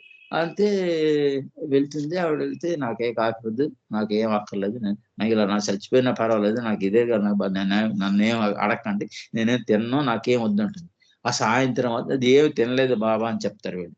మళ్ళా రెండోసారి మళ్ళీ సాయంత్రం 5 గంటలప్పుడు వెళ్తాడు. అప్పుడు వెళ్ళినా ఏమీ తినలేదు. అప్పుడు స్వయంగా ఉపాసిని మహారాజు వచ్చి నువ్వు ఏం తీసుకోలేదు, నువ్వు తాగు, నువ్వు తిన అంటాడు. నేను తిన్నా అనేస్తుంది. నేను తిన్నా, అది కాదు నువ్వు ఇది తీసుకోకపోతే ఎలాగని, నువ్వు తినకపోతే నేను తిన్నా అంటాడు ఆయన. అదే తినకపోతే ఏమో కానీ నేను తిన్నా అనిస్తుంది. ఆ రోజుల్లో ఏమి తినకుండా ఉండిపోతుంది. ఉపాసన మహారాజు కూడా ఏమి తినలేదు. ఆ మరుసటి రోజు కూడా అప్పుడు మన్నాడు కూడా ఏం లేదు. ఆ మన్నాడు పిలిచి అప్పుడు స్వయంగా ఉపాసన మహారాజు వచ్చి ఆవిడికి దెబ్బలంతా కొట్లు చెప్పి కుడిచాడు. ఆ దెబ్బలు అన్నిటికీ చేసి నేను ఇదేందా అదేందా అప్పుడు చెప్తాడనమాట. అప్పుడు మన మెహర్ బాబా కూడా ఉన్నారు, మెహర్వాన్ కూడా చూసి మెహర్వాన్ అప్పుడు చెప్తాడు, ఉపాసని మహారాజు సద్గురువు, ఏ సద్గురువేనా ఏమి చేసినా మన మంచికే చేస్తాడు, ఆయన ఏ పని ఇతనికి అందరినీ కొడుతుంటాడు, నీకే కాదు. ఎందుకంటే ఆ సంస్కారాన్ని ప్రక్షాళన చేయాలనే ఉద్దేశంతో చాలా మంది కొడతాడు. అందులోకి ముఖ్యంగా ఒక స్త్రీని ఇన్ని దెబ్బలు కొట్టాడంటే అది ఉత్తినే కాదు, దానిలో ఆంతరంగికంగా ఏదో ప్రయోజనం ఉంటుంది, అది నువ్వు తెలుసుకోలేకపోతున్నావు అని చెప్పి, నాకు తెలుసు బాబా, ఆవిడ ఉపాసన మహారాజు ఇలా చేసినా నేను ఏదానికైనా సిద్ధమే, నాకు ఇక్కడ చావడానికైనా సిద్ధమే, నేను ఇక్కడే ఉంటాను, ఏం చేస్తే చేయను అంటే అప్పుడు ఉపాసన మహారాజు పిలిచి అప్పుడు చెప్తాడు, నా తత్వం నీకు తెలీదు, నేను నీకే కాదు అందరికీ నేను కొడుతుంటాను, నిన్ను కొట్టేనంటే నేను కొట్టలేదు, అది ఆధ్యాత్మికంగా ప్రయోజనం అంటే అప్పుడు ఆవిడికి ఆ సపర్యలు ఆయన స్వయంగా చేసి ఏదో వేడి నీళ్ళతో స్నానం చేయించి బట్టలు మార్పించి దగ్గరుండి భోజనం పెట్టించి అన్ని చేసిన తర్వాత 6 రోజులు అయిన తర్వాత అప్పుడు పంపిస్తాడు.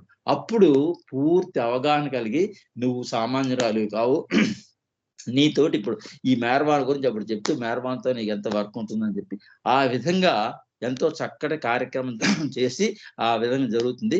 అంచేత గుల్మాయి గురించి ఇంకా చాలా పెద్ద బోల్డ్ స్టోరీ ఉంది, మనకి సమయం అయిపోయింది కనుక మరి ఇంకోసారి చెప్పుకుందాం. ఆ గుల్మాయి అన్నది ఆ గుల్మాయి డైరీస్ లో అవి చెప్పారు, ఒక్కొక్కటి వింటుంటే ఎన్ని బాధలు పడిందో మనం సహించలేం, ఎన్ని దెబ్బలు తిన్నా ఎన్ని చేసినా ఆ ఉపాసనీ మహారాజుని పట్టుకొని ఉపాసనీ మహారాజే తీసుకుని వచ్చి ఉపాసనీ మహారాజు మెహర్ బాబాకి అప్పచెప్తాడు. అంచేత అప్పటి నుంచి మెహర్ బాబాకి ఇవన్నీ తెలుసు, ఎందుకు ఇలా జరిగిందో తెలుసు, దానికి కారణం అంతా తెలుసు ఆధ్యాత్మికంగా. అందుకే గుల్మాయి నా ఆధ్యాత్మిక మాత అనడంలోని ఉద్దేశం. మళ్ళీ జన్మలో ఆవిడ ఏదో మళ్ళా పుడుతుందో జన్మ రాయిస్తుంది బాబా, దీని గురించి వివరం చెప్పారు అక్కడ, మరి నాకు ఆ జ్ఞాపకం లేదు, కానీ ఆవిడికి మళ్ళీ జన్మ లేదని కానీ ఆధ్యాత్మిక మాతవ నువ్వే అని మళ్ళీ 7 సంవత్సరాలు ఇప్పుడు మళ్ళీ అప్పుడు వస్తే అప్పుడు నా తల్లిగా అవుతావని బాబా చెప్పారు. ఆ విషయాలన్నీ మనం తెలుసుకున్నాం, ఇంకా నెక్స్ట్ టైం ఇంక కొంత తెలుసుకుందాం. అవతార్ మెహర్ బాబాకి ఇది కొద్దిగా పేర్లు అవన్నీ కన్ఫ్యూషన్ ఉంటాయి, ఆ గోత వీళ్ళ పేర్లు నేను కైకుశ్రు ఇరాని కైకుశ్రులే వీళ్ళ తండ్రి, 3 ఉన్నారు కైకుశ్రులు, వీళ్ళ బావగారు ఒకడు, ఈయన భర్త వాడు, ఇంకా ఈజవాడు, 3 కైకుశ్రులు. వీళ్ళందరూ కూడా పెద్ద కైకుశ్రు చిన్న కైకుశ్రు అని ఉంటారు. అలాగే కైకుశ్రు మాసా అని ఒక ఉన్నాడు. వీళ్ళందరూ కూడా బాబా ఫ్యామిలీలో చాలా ఇంపార్టెంట్ రోల్ చేసి మండలి సభ్యులుగా మంచి పేరు తెచ్చుకొని బాబా ప్రేమలో బాగా ఎదిగిన వ్యక్తులు. అవతార్ మెహర్ బాబాకి జై. జై బాబా. అమ్మ లేట్ అయిపోయినట్టుంది, ఇందులో పడిపోయి చూసుకో, టైం ఎక్కువైపోయినట్టున్నది. జై బాబా. టైం కరెక్ట్ గానే ఉంది.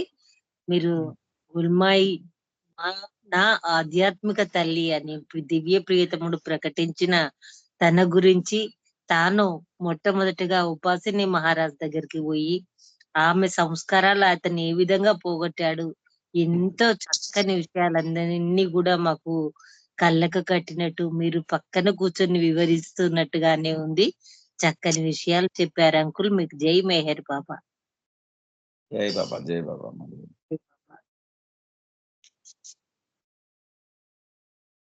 రమణమ్మ గారు జై బాబా.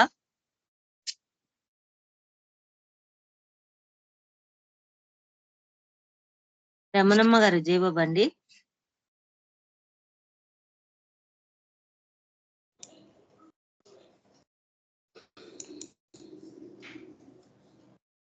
శర్మ గారు మీరు సంకీర్తన చేయండి జై బాబా, తర్వాత మెహర్ డియర్ గారు రెడీగా ఉండండి.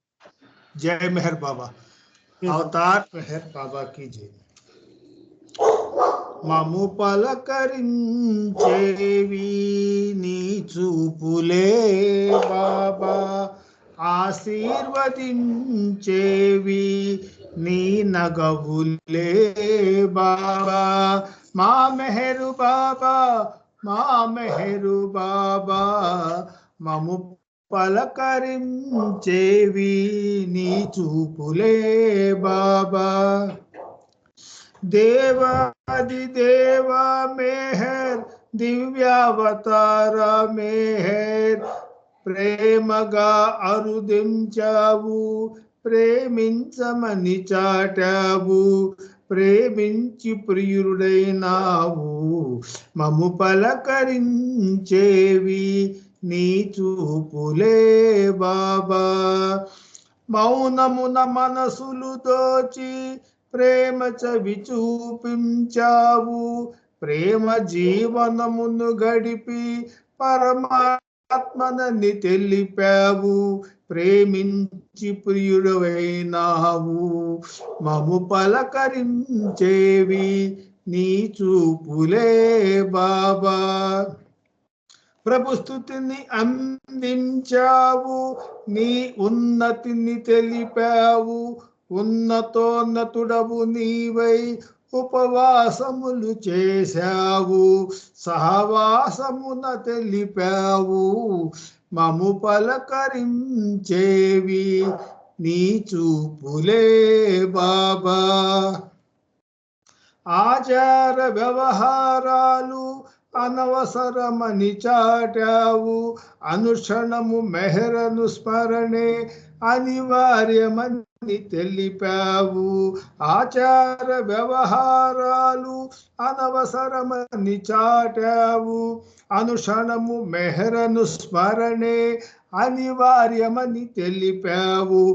అందుకే మెహరంటున్నా అనుకుండ మనలేనన్నా, అందుకే మెహరంటున్నా అనుకుండ మనలేనన్నా. మెహర శ్రీ మెహరన నిమ్మ మము పలకరించేవి నీ చూపులే బాబా. ఆశీర్వదించేవి నీ నగవులే బాబా. మా మెహరు బాబా, మా మెహరు బాబా, మము పలకరించేవి నీ చూపులే బాబా. అవతార్ మెహర్ బాబాకి జై. జై మెహర్ బాబా అండి. ధన్యవాదాలు అరుణ గారు. అందరికీ జై మెహర్ బాబా. జై బాబా, జై బాబా. శర్మ గారు నిజంగానే అతను చూపులను ప్రీతముని చూస్తున్నంతనే మనను ప్రీతముడు పలకరిస్తున్నాడు, దరికి చేర్చుకుంటున్నాడు అనే అనుభూతి కలుగుతుంది. చక్కని కీర్తన అండి. మీకు జై మెహర్ బాబా. ఇప్పుడు మెహ్రెడియర్ గారు జై బాబా, తర్వాత రమణమ్మ గారు రెడీగా ఉండండి. జై బాబా అరుణ గారు, అందరికీ జై బాబా. సారీ, నా ఫోన్ ఛార్జింగ్ అయిపోతుంది, మళ్ళీ నామానికి ఉండదేమో అని సంకీర్తన అడిగాను అరుణ గారు. జై బాబా. పర్వాలేదు పర్వాలేదు, ఇది చాలా రోజులైంది. బాబా జై బాబా అండి, అందరికీ జై బాబా. నిన్ను ప్రేమతో బాబా అంటే పలుకుతావట, నిన్ను ప్రేమతో బాబా అంటే పలుకుతావట.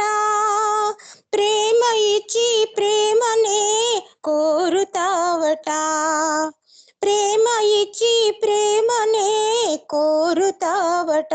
ఓ మౌనమూర్తి మెహరు బాబా, నీ సన్నిధి నా పెన్నిధి, నీ సన్నిధి నా పెన్నిధి.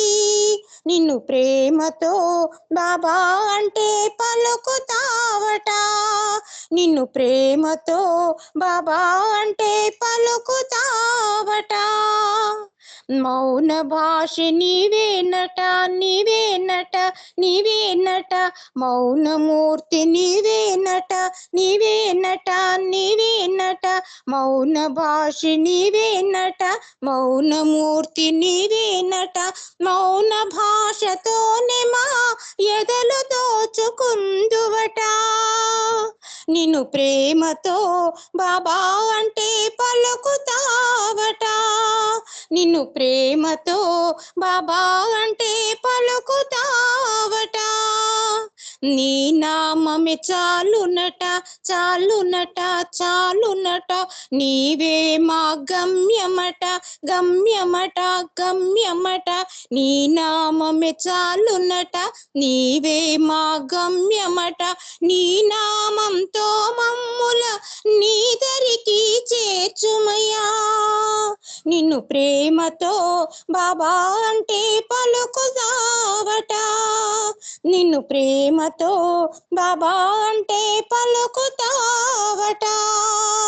నీ ప్రేమయే చాలునయ్యా, చాలునయ్యా, చాలునయ్యా. నీ కరుణయే చాలునయ్యా, చాలునయ్యా, చాలునయ్యా. నీ ప్రేమయే చాలునయ్యా, నీ కరుణయే చాలునయ్యా. నీ ప్రేమ కరుణలో మాకు ప్రసాదించుమయ్యా. నిన్ను ప్రేమతో బాబా అంటే పలుకుతావట, నిన్ను ప్రేమతో బాబా అంటే పలుకుతావట, ప్రేమ ఇచ్చి ప్రేమనే కోరుతావట, ప్రేమ ఇచ్చి ప్రేమనే కోరుతావట. ఓ మౌనమూర్తి మెహరు బాబా, నీ సన్నిధి నా పెన్నిధి, నీ సన్నిధి నా పెన్నిధి, నీ సన్నిధి నా పెన్నిధి. అవతార్ మెహర్ బాబాకి జై. జై బాబా అరుణ గారు. జై బాబా, జై బాబా. నిజంగానే మన దివ్య ప్రియతమ తండ్రి ప్రేమతో కరిగిపోయి మనందరినీ మనకు ప్రేమను అందించి తన హక్కును చేర్చుకునే దివ్య ప్రియతముడు మన ప్రియతముడు. చక్కని కీర్తన వినిపించారు. మీకు జై మెహర్ బాబా. ఇప్పుడు శ్రీకుమార్ గారు, రమణమ్మ గారు, జై బాబా. జై బాబా అండి. జై బాబా. జై బాబా. జై బాబా. సంకీర్తన చేయండి. మళ్ళీ మ్యూట్ లోకి వెళ్ళారు. అదే ఓకే, ఇదేమిటో గడికిని. జై బాబా. జై బాబా. అవతార్ మెహర్ బాబా కి జై. ఓంకార రూప బాబా, అసమాన దివ్య తేజ, అవతార పురుష రావ.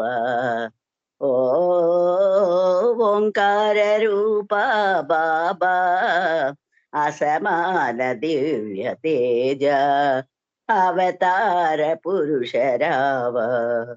అహమును నాలో తొలగింపరావా, ఇహమున ఈ బాధ భరింపలేను. అహమును నాలో తొలగింపరావా, ఇహమున ఈ బాధ భరించలేను. సర్వపోషక శ్రీ మెహరు బాబా, గర్వనాశక కనరావదేవా. ఓంకార రూప బాబా, అసమాన దివ్య తేజ, అవతార పురుష రావ. జగములు నీవే పాలింపలేదా, మునులు నిన్నే స్తుతింపలేదా. జగములు నీవే పాలింపలేదా, మునులు నిన్నే స్తుతింపలేదా. అన్యులు నిన్నే కనజాలరేలా, భువిని వెలసిన అవతార పురుష. ఓంకార రూప బాబా, అసమాన దివ్య తేజ, అవతార పురుష రావ. శిరమును వంచితి ఓ చిద్విలాస, కరములు మోక్షితి కైవల్యమీవా. శిరమును వంచితి ఓ చిద్విలాస, కరములు మోక్షితి కైవల్యమీవా. సర్వము నీకే అర్పణ చేసి, కలసిపోదుము నీలోన నేను. ఓంకార రూప బాబా, అసమాన దివ్య తేజ, అవతార పురుష రావ. శివుడవు నీవే, శ్రీహరివి నీవే, బ్రహ్మవు నీవే, సర్వంబు నీవే. శివుడవు నీవే, శ్రీహరివి నీవే, బ్రహ్మవు నీవే, సర్వంబు నీవే. సర్వమానవ శాంతి ప్రదాత, సాధు పోషక శ్రీ మెహరు బాబా, అసమాన దివ్య తేజ, అవతార పురుష రావ. ఓంకార రూప బాబా, అసమాన దివ్య తేజ, అవతార పురుష రావ. జై బాబా అండి అరుణ్ గారు. అందరికీ జై బాబా.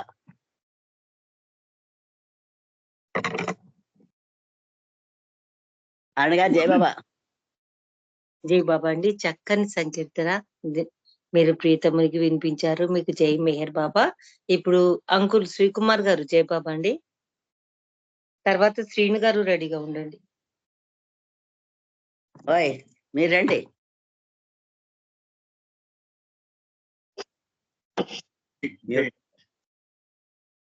జై బాబా.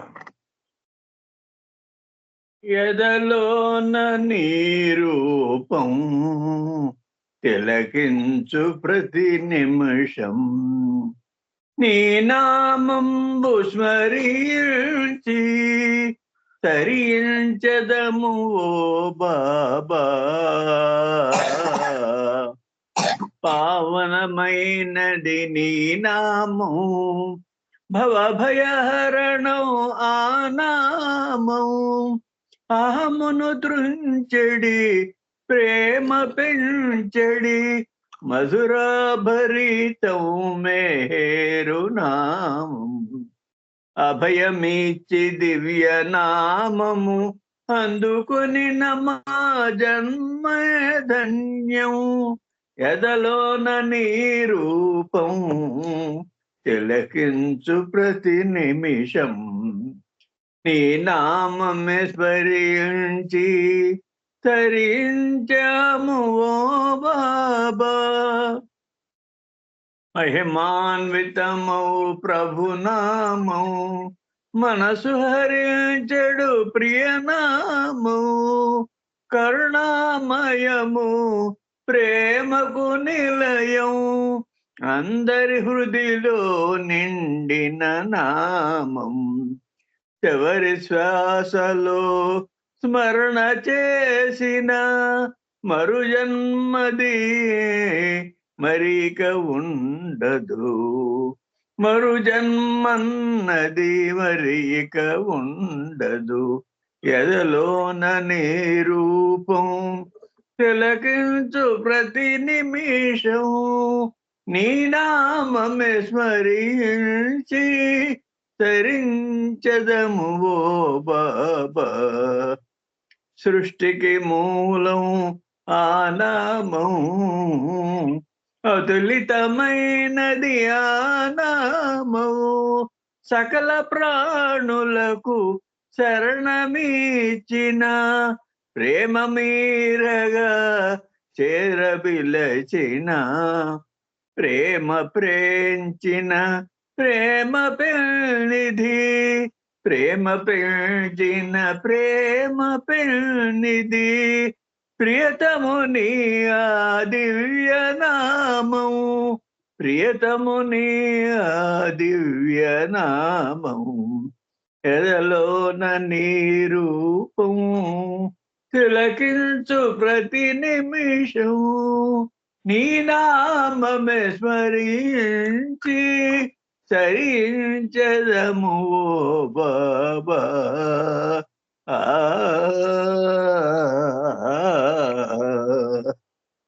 జై బాబా అండి. జై బాబా అండి. Thank you. ఇద్దరికి ఇచ్చారు, మా అరుణ గారు ఇద్దరికి పాట ఇచ్చారు. జై జై బాబా. రమణమ్మ గారు, శ్రీకుమార్ గారు ఇద్దరికి జై మెహర్ బాబా. నామ విశిష్టత గురించి తెలిపే సంకీర్తన చక్కగా వినిపించారు. మీకు జై మెహర్ బాబా.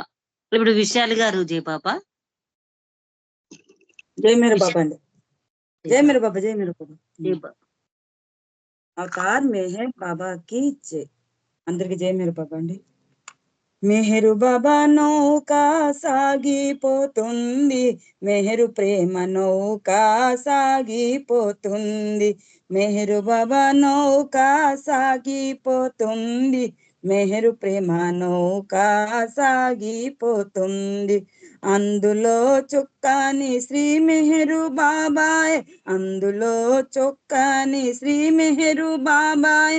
నామంబు పలికితే నావ సాగిపోతుంది, నామంబు పలికితే నావ సాగిపోతుంది. మెహరు బాబా నౌకా, మెహరు బాబా నౌకా సాగిపోతుంది, మెహరు ప్రేమ నౌకా సాగిపోతుంది. తేడా ఏ పని లేదు తెరచాప పని లేదు, తేడా ఏ పని లేదు తెరచాప పని లేదు. నామమ్ము పలికితే నావ సాగిపోతుంది, నామమ్ము పలికితే నావ సాగిపోతుంది. మెహరు బాబా నౌకా, మెహరు బాబా నౌకా సాగిపోతుంది, మెహరు ప్రేమ నౌకా సాగిపోతుంది. వేదలకు సాధలకు ఒక్కటే నావ, వేదలకు సాధలకు ఒక్కటే నావ. నామమ్ము పలికితే నావ సాగిపోతుంది, మెహరు బాబా నౌకా, మెహరు బాబా నౌకా సాగిపోతుంది, మెహరు ప్రేమ నౌకా సాగిపోతుంది. డబ్బిచ్చి మీరు ఈ నావ ఎక్కలేరు, డబ్బిచ్చి మీరు ఈ నావ ఎక్కలేరు. నామమ్ము పలికితే నావ సాగిపోతుంది, మెహరు బాబా నౌకా, మెహరు బాబా నౌకా సాగిపోతుంది, మెహరు ప్రేమ నౌకా సాగిపోతుంది. జ్ఞానమ్మని డబ్బు అందిస్తూ మీరు ఈ నావ ఎక్కితే నావ సాగిపోతుంది, జ్ఞానమ్మని డబ్బు అందిస్తూ మీరు ఈ నావ ఎక్కితే నావ సాగిపోతుంది. నామమ్ము పలికితే నావ సాగిపోతుంది, మెహరు బాబా నౌకా, మెహరు బాబా నౌకా సాగిపోతుంది, మెహరు ప్రేమ నౌకా సాగిపోతుంది, మెహరు బాబా నౌకా సాగిపోతుంది, మెహరు ప్రేమ నౌకా సాగిపోతుంది.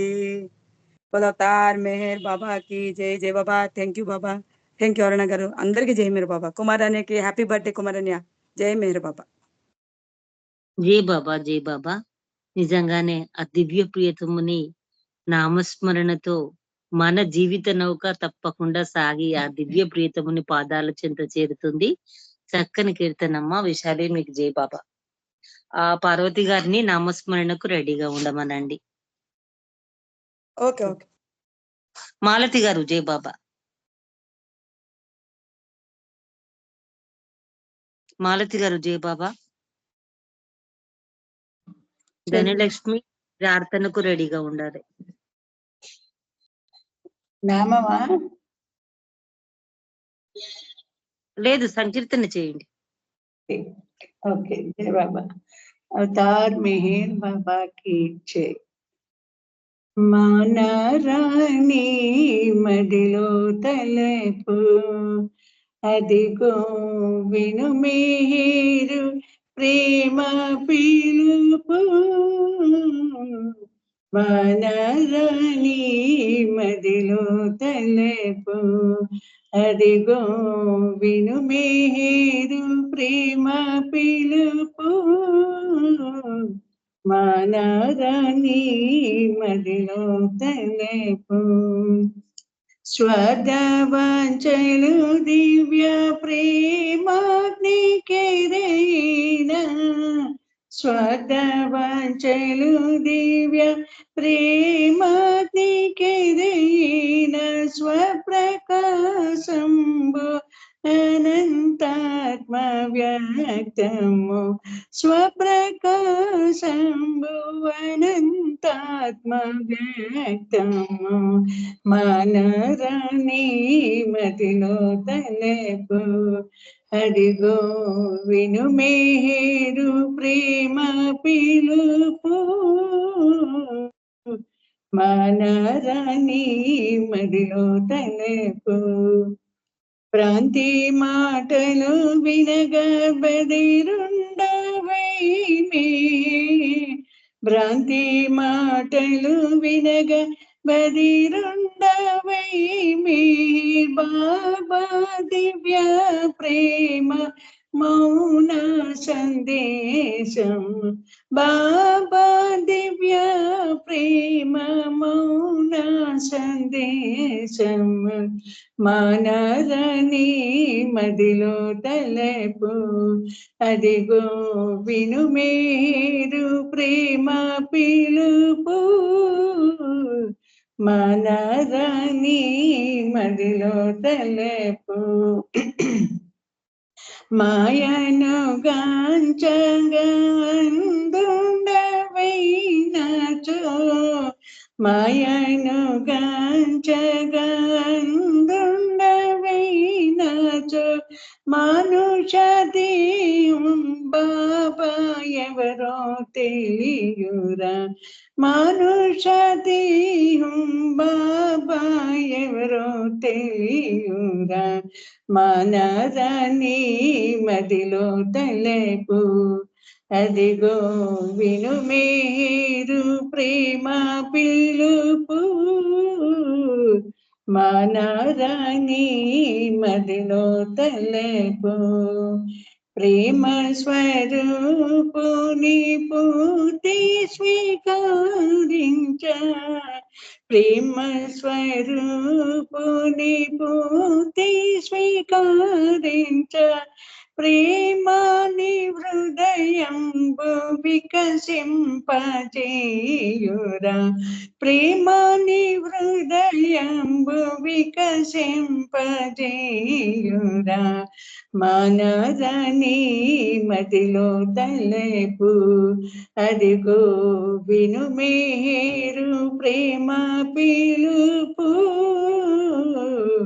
మానరని మదిలో తలపు తనదు ప్రేమికులకు తాను బనీసరా తనదు ప్రేమికులకు తాను బనీసరా తనదు భక్తానికి తాను భక్తుడురా తనదు భక్తానికి తాను భక్తుడురా మానరని మదిలో తలపు అదిగో విను మేరు ప్రేమ పిలుపు మానరని మదిలో తలపు భాస్కర ప్రియతము మిహిరు బాబాయే భాస్కర ప్రియతము మిహిరు బాబాయే భగవద్మాతారంబై భువి కరుదించేర భగవద్మాతారంబై భువి కరుదించేరా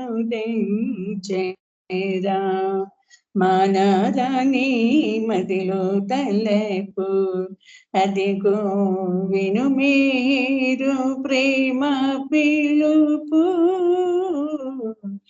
మానరని మదిలో తలపు. జై బాబా. అరుణ రవీంద్ర గారు జై బాబా అండి. థ్యాంక్ యూ అందరికి. జై బాబా. బాబా జై బాబా. అతని నామస్మరణ మధ్యలో ఉండాలి ఎప్పటికని చక్కని కీర్తన అండి. జై బాబా. ఇప్పుడు పార్వతి గారు జై బాబా. ధనలక్ష్మి జై బాబా. ప్రేయర్ చేయమ్మా. జై బాబా. అందరికీ జై బాబా అంటే జై బాబా. అవతార్ మెహర్ బాబా की जय. అవతార్ మెహర్ బాబా की जय. అవతార్ మెహర్ బాబా की जय. ఓ పర్వర్దిగార్, సర్వ పోషక, సర్వ రక్షక, నీవు ఆదిను అంతమును లేనివాడవు, అద్వైడవు, నిరుపమానుడవు. నీ ప్రమాణమెవ్వరును ఎరుంగ నేరరు. నీవు వర్ణము, నామము, రూపము, గుణములు లేనివాడవు. నీవు అపరిమితుడవు, గంభీరుడవు, ఊహాతీతుడవు, భావనాతీతుడవు, శాశ్వతుడవు, నాశము లేనివాడవు. నీవు అవిభాజ్యుడవు. దివ్య చక్షువులతో గాని నిన్నెవరునూ చూడజాలరు. నీవు ఎల్లప్పుడూ ఉంటివి, నీవు ఎల్లప్పుడూ ఉన్నావు, నీవు ఎల్లప్పుడూ ఉండువు. నీవు అంతటను గలవు, నీవు అన్నింటా ఉన్నావు. మరి నీవు అంతటికి అన్నింటికి ఆవలనందువు. నీవు ఆకాశమున గలవు, పాతాళమున గలవు. నీవు వ్యక్తుడవు, అవ్యక్తుడవు, అన్ని భూమికలందున్నావు, అన్ని భూమికలకు అతీతుడవు. నీవు 3 లోకములలో ఉన్నావు, ముల్లోకముల కావల కూడా ఉన్నావు. నీవు అగోచరుడవు, స్వతంత్రుడవు. నీవు సృష్టికర్తవు, ప్రభులకు ప్రభుడవు. అందరి మనస్సులను హృదయములను ఎరిగిన వాడవు. నీవు సర్వశక్తిమంతుడవు, సర్వవ్యాపివి. నీవే అనంత జ్ఞానము, అనంత శక్తియు, అనంత ఆనందమును. నీవు జ్ఞాన సాగరుడవు, సర్వజ్ఞుడవు, అనంత జ్ఞానివి, త్రికాల వేదివి. జ్ఞానమే నీవు. నీవు సర్వదయాళుడవు, నిత్య శుభంకరుడవు. నీవు ఆత్మలకెల్లా ఆత్మవు, అనంత గుణ విశిష్టుడవు. నీవు సత్య జ్ఞాన ఆనందముల త్రిమూర్తివి. నీవే సత్యమునకు మూలము, ప్రేమ మహాసాగరుడవు. నీవు పురాణ పురుషుడవు, సర్వోన్నతుడవు. నీవు ప్రభుడవు, పరమేశ్వరుడవు. నీవు పరుడవు, పరాత్పరుడవు. నీవు పరబ్రహ్మవు, అల్లా, ఇలాహి, ఎస్దాన్, అహూర్ మజ్దా, ప్రియతముడైన భగవంతుడవు. నీవు ఈజాద్దనబడు ఏకైక పూజ్యుడవు. ఓం పరబ్రహ్మ పరమాత్మ, యా యజ్దాన్, లా ఇలా ఇల్లాహి, ఓ గాడ్ ఫాదర్ ఇన్ హెవెన్. పరమదయానిధి బగు ఓ ఈశ్వర, మా పాపములన్నింటికి మేము పశ్చాత్తాపడుచున్నాము. అసత్యము, అధర్మము, అపవిత్రము అగు మా ప్రతి తలంపునకు పశ్చాత్తాపడుచున్నాము. పలికి ఉండరాని పలికిన ప్రతి మాటకును, చేసి ఉండరాని చేసిన ప్రతి చేతకును మేము పశ్చాత్తాపడుచున్నాము. స్వార్థముచే ప్రేరేపింపబడిన ప్రతి పనికిని, ప్రతి మాటకును, ప్రతి తలంపునకు, ద్వేషముచే ప్రేరేపింపబడిన ప్రతి పనికిని, ప్రతి మాటకును, ప్రతి తలంపునకు మేము పశ్చాత్తాపడుచున్నాము. ముఖ్యముగా కామముతో కూడిన మా ప్రతి తలంపునకు, కామ ప్రేరితమగు మా ప్రతి చేతకును, పలికిన ప్రతి అనృతమునకు, సమస్త కపట వర్తనమునకు, ఆడి తప్పిన ప్రతి వాగ్దానమునకు, సమస్త పర నిందలకు, పరోక్ష నిందలకు మేము పశ్చాత్తాపడుచున్నాము. ఇంకను ముఖ్యముగా కూడా పరులకు నాశనమను గూర్చినట్టి మేము చేసిన ప్రతి పనికిని, ఇతరులకు బాధ కలుగజేసిన మేమాడిన ప్రతి మాటకును, చేసిన ప్రతి చేతకును ఇతరులకు బాధ కలుగవలెనని మేము కోరిన ప్రతి కోరికకును మిక్కిలి పశ్చాత్తాపడుచున్నాము. నీ యొక్క అపార దయతో ఓ ఈశ్వర, మేము చేసిన ఈ పాపములన్నింటినీ క్షమింపవేడుచున్నాము. తలపులలో, మాటలలో, చేతలలో నీ ఇచ్ఛానుసారము నడుచుకొనజాలక నిరంతరము విఫలమవుతున్న మమ్ములను క్షమింపవేడుచున్నాము. ప్రియతమ దైవమా, నిన్ను అధికాధికముగా ప్రేమించుటకును, ఎంతో అధికముగా, ఇంకనూ అధికముగా నీతో ఐక్యత పొందగల అర్హత సంపాదించినంత వరకును మా అందరికీ తోడ్పడుము. ఇంకను బాబా కొంగును చిట్ట చివరి వరకు వీడకుండని విధముగా మా అందరికీ సహాయభూతుడవు కమ్ము. అవతార్ మెహర్ బాబా కీ జై. ప్రియతమ మెహర్ బాబా, మమ్ములందరినీ ఆశీర్వదించు.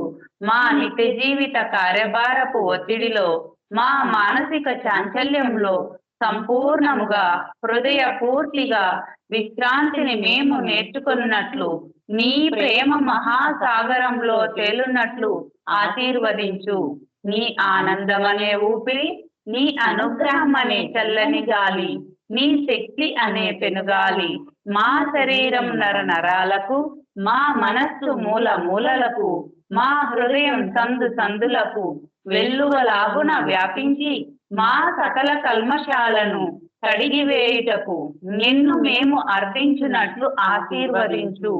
నీ ప్రేమకును, నీ యందు విధేయతకును, నిన్ను సేవించుటకును, అన్నిటికంటే ముఖ్యముగా నిన్ను సంతోషపెట్టుటకు మాకు అర్హత కలుగునట్లు ఆశీర్వదించు. अवतार मेहर बाबा की जय। अवतार मेहर बाबा की जय। అవతార్ మెహర్ బాబా की जय।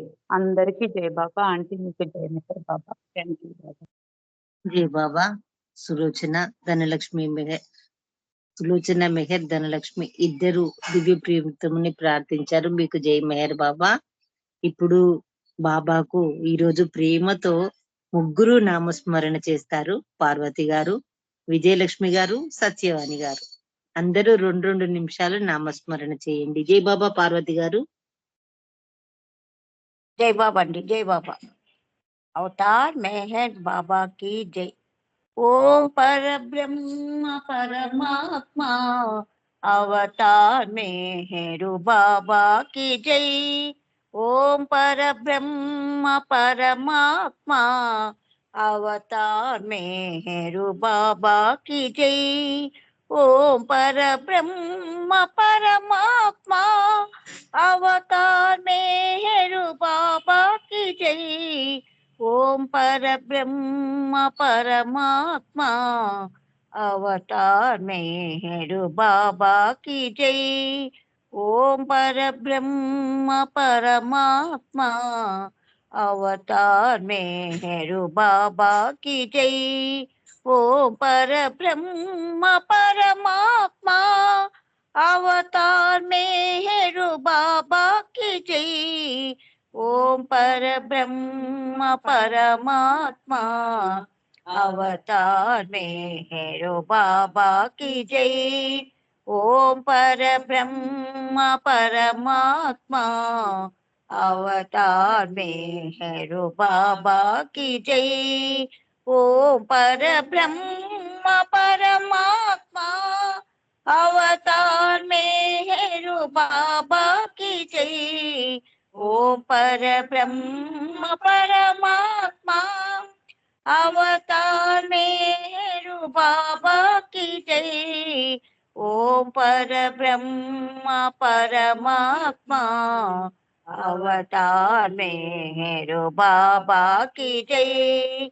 ओम पर ब्रह्म परमात्मा अवतार मेहरु बाबा की जय। ओम पर ब्रह्म परमात्मा अवतार मेहरु बाबा की जय। ओम पर ब्रह्म परमात्मा अवतार मेहरु बाबा की जय। अवतार मेहर बाबा की जय। जय बाबा। జై బాబా। పార్వతి గారు, విశాలి గారు జై బాబా। ఇప్పుడు విజయలక్ష్మి గారు జై బాబా అండి।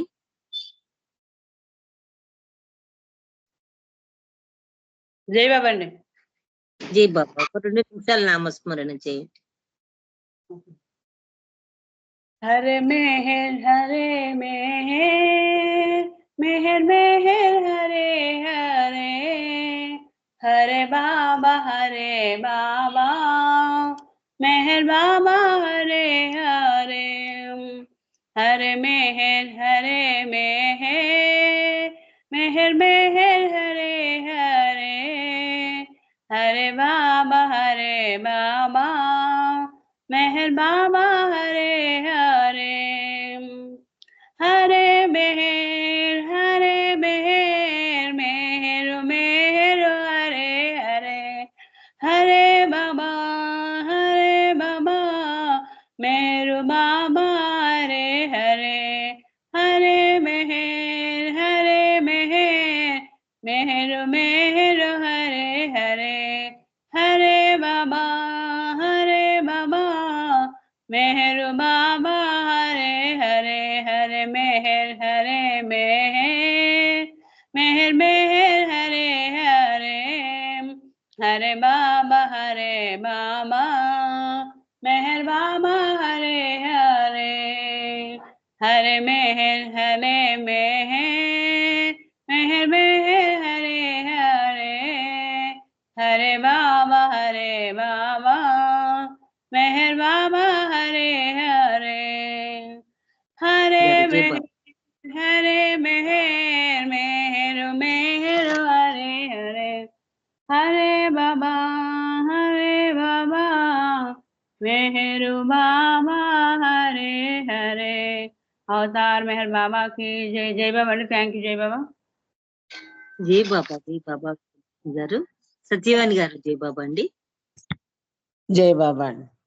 బాబా బాబా బాబా బాబా మేరు బాబా జై బాబా బాబా బాబా బాబా మేరు బాబా ప్రేమావతార బాబా ప్రేమ స్వరూప బాబా ప్రేమావతార మేరు బాబా ప్రేమావతార మేరు బాబా ప్రేమ స్వరూప మేరు బాబా బాబా బాబా బాబా బాబా మేరు బాబా జై బాబా బాబా బాబా బాబా మేరు బాబా మౌనావతార బాబా మౌన స్వరూప బాబా మౌనావతార మేరు బాబా మౌనావతార మేరు బాబా మౌన స్వరూప శ్రీ మెహరు బాబా బాబా బాబా బాబా బాబా మేహరు బాబా జై బాబా బాబా బాబా బాబా మేహరు బాబా బాబా బాబా బాబా బాబా మేహరు బాబా బాబా బాబా బాబా బాబా మేహరు బాబా అవతార్ మెహర్ బాబా की జై జై బాబా అండి. అరుణ గారు అందరికీ జై బాబా. జై బాబా. ఇప్పుడు ఆ దివ్య ప్రియతముని మనసారా మదిలో స్మరిస్తూ ఒక్క నిమిషము మనము మౌనంగా ప్రార్థించి తర్వాత కుమారన్నయ్య గారు దివ్య ప్రియతమునికి ఆరతి సమర్పిస్తారు. అవతార్ మెహర్ బాబాకి జై.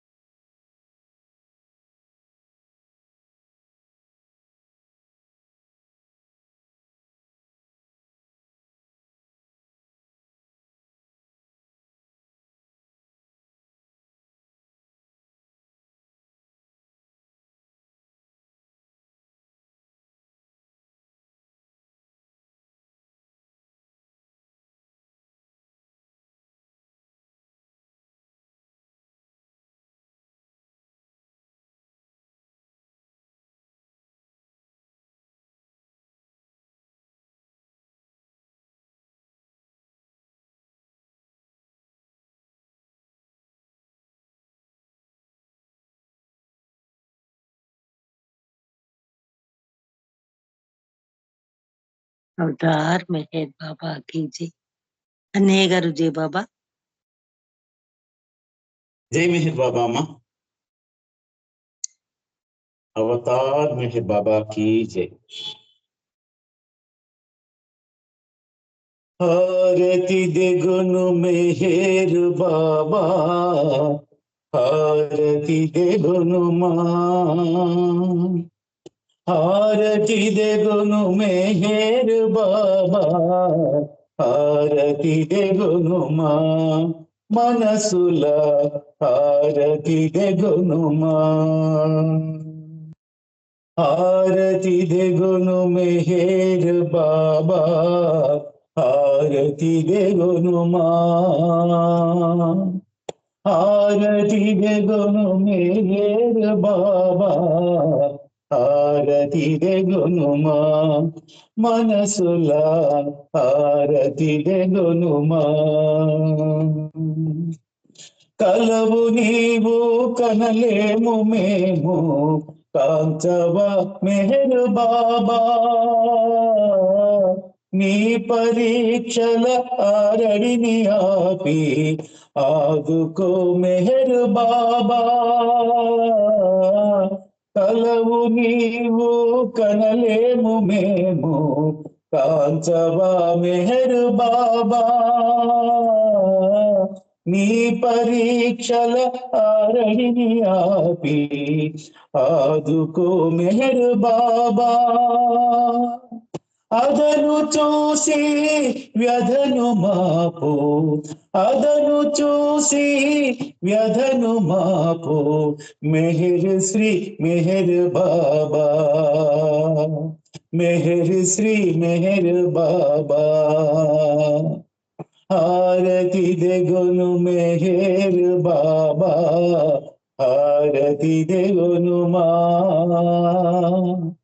హారతి దెగొను మెహర్ బాబా హారతి దెగొను మా మనసుల హారతి దెగొను మా ప్రేమ నిందిన హృదయముతో నిన్ను వేడని మెహర్ బాబా పరవశించిన గానముతో నిన్ను పిలువని మెహర్ బాబా ప్రేమ నిండిన హృదయముతో నిన్ను వేడని మెహర్ బాబా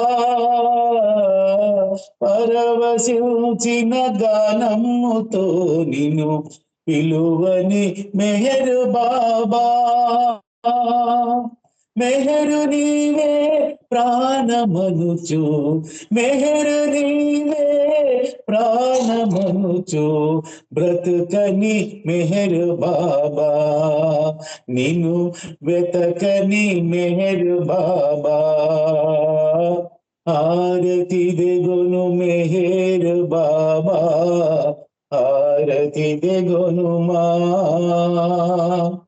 హారతి దెగొను మెహర్ బాబా హారతి దెగొను మా మనసుల హారతి దెగొను మా మెహరు మెహరను స్మరణముతో మా తలపులే పండిపోని మెహర్ బాబాను శబ్దముతో మా వీణులే నిండిపోని మెహర్ మేరను స్మరణముతో మా తలపులే పండిపోని మెహర్ బాబాను శబ్దముతో మా వీణులే నిండిపోని శ్వాస కూడా స్మరణతోనే శ్వాస కూడా స్మరణతోనే దివ్యమై ఆగిపోని దివ్యమై ఆగిపోని హారతి దెగొను మెహర్ బాబా హారతి దెగొను మా హారతి దెగొను మెహర్ బాబా హారతి దెగొను మా మనసుల హారతి దెగొను మా మనసుల హారతి దెగొను మా మనసుల హారతి దెగొను మా